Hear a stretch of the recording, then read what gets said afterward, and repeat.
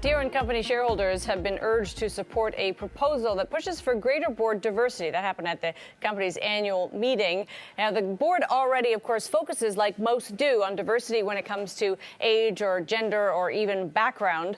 But this goes a step further and talks about ideological diversity or diversity of thought. Justin Dadoff is director of the Free Enterprise Project, a group that is behind the shareholder proposal, of course, seeking this ideological balance at Deere. Thank you for being with us, Justin.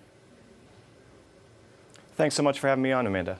So let's just start with the proposal itself, which kind of seems to, at first glance, takes the diversity question to its logical conclusion, which is the reason you want diversity beyond kind of issues of gender and race justice would be that it's good for companies to have diverse views, and we assume that different types of people have different ways of coming at things. You want to go further than that. Just describe what it is that you're trying to get at.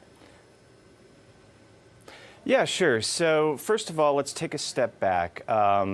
What we've noticed in the landscape of corporate America here in the United States is there's been a large push from an activist investor movement to demand that companies diversify their boards based on gender and race specifically. That's been the main push from a large group of liberal activists in the As You Sow network. And many companies have acceded to those demands. And when they filed their proposals, we started looking at them a few years ago.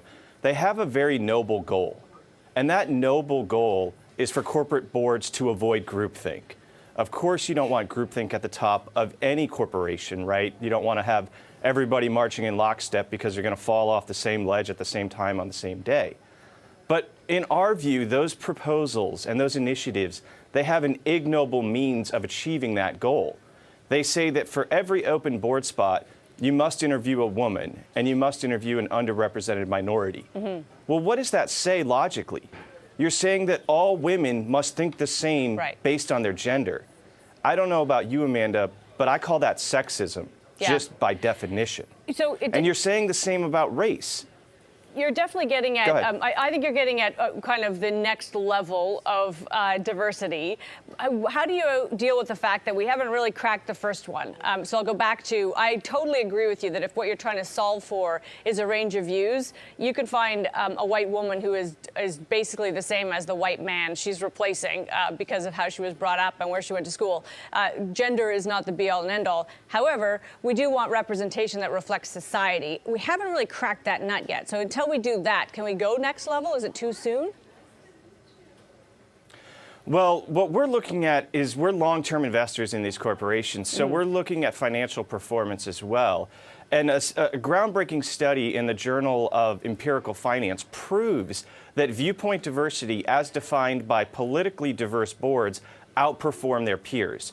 So we think, yes, you can look beyond race and gender because diversity is what someone thinks, their ethos, their belief system, you know, the structure, their innate personal structure. And so that's where we think companies should look, and that diversity of race and gender will stem from that. We think it can go in the other direction, so to speak. And what we've got Sorry, I don't want to run out of time because I like where you're going with that. I think that reasonable people will agree that if you achieve both, that's even better. How do we get to diversity of thought? What's the actual plan in your proposal to say, how do you screen for ideology? Because you could see that going in scary directions. Well, sure. So the study, and Barron's had the most groundbreaking study on this, they looked at prior political activity in donations, in working for campaigns or administrations or being a politician themselves.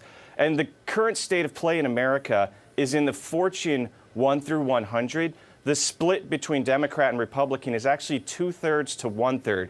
So the companies that have been looked at in the Fortune 1 through 100 are wildly out of balance. In fact, in the Fortune just 1 through 10 at the moment in the United States, the prior political affiliation of board members is 100% Democrat and 0% Republican. So when we look at past ideological activity, we're finding that companies in the United States are wildly out of balance. And that's because there's been a push from the political left to take over corporate boards because companies here in the States are highly political. They are engaged in politics and policy decisions. And the left wants to get them into their cultural lane on this issue. So we're just saying, if you're going to be involved in public policy, if you're going to be involved in politics, wouldn't it benefit you to hear from both sides of the aisle in those discussions? Okay, so because at the end of the day, a large percentage of We've only got 30 seconds here. In fact, you've got 20 seconds. Am I right that I'm hearing you want more Republicans on boards? Is that an oversimplification? We just want balance. That's Okay. what we want. If a company is out of balance, we think that you should hear from both sides of the aisle, and Gotcha. the current imbalance does lean strongly to the left. Okay, it's a good, interesting subject, Justin. Great to have your views on it. Appreciate it. Justin Danhof is director of the Free Enterprise Project with the National Center for Public Policy Research.